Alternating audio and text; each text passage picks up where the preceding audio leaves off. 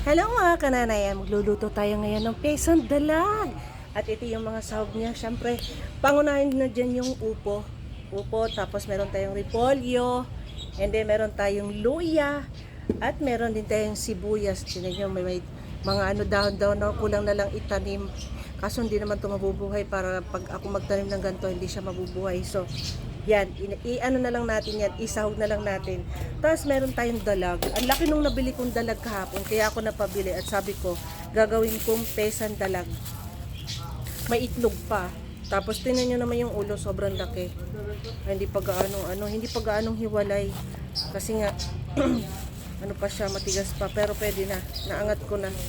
Sobrang laki ng ulo. Yung laki oh. Nasa inyo mga laman. So, ayan, gagawa tayo ng bukod na may sauce kasi ito, yung merong yung black beans, tas may kamatis, sibuyas, bawang. Yun yung pinakang ano natin, pinakang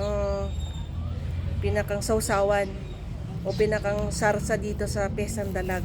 Masarap yung promise. Mamaya lulutuin ko. So, tara, luto na tayo. Ayan, ang laki, di ba? May itlog pa. So, unahin lang natin yung ating sibuyas at saka luya kasi nagpakulo na ako ng tubig. So, ito na muna yung unahin natin. Ilalagay na natin doon sa tubig na ating sinalang. Lagay na muna natin doon. Ang hirap tanggalin ng balat kasi kapit na kapit doon sa ano. Oh, hirap kaya. Tapos ito, pwedeng hindi mo na natanggalan ng balat. Pwedeng tanggalan. Basta linisan mo lang.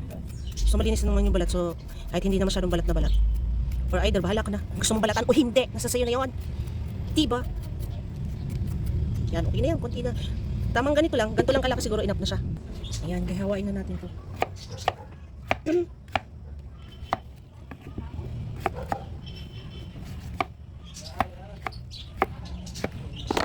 Ang dami. So, ayan, kumukulo na siya mga Mars at Pars ko. So, lagyan na natin itong malaking ulo. Ayan, lagyan na natin. Tapos may itlog, oh. Malaki ng itlog. Diba? Sobrang laki ng itlog. So, ayan. Lagyan na natin lahat. So, 1, 2, 3, 4, 5, 6. Diba? Pakuluan muna natin bago natin lagyan yung gulay. So, pakuluan muna, diba? Luto na siya, oh. Malapit na yan. Ayan, luto na ito mga Mars. So, pwede na natin ilagay ang gulay na upo. Sobrang sarap nito, lalo na yung pinakang sausawan nito mga Mars ko. Yung black beans, tapos may kamatis, sibuyas, bawang. Yun yung pinakang sausawan niya. Yes.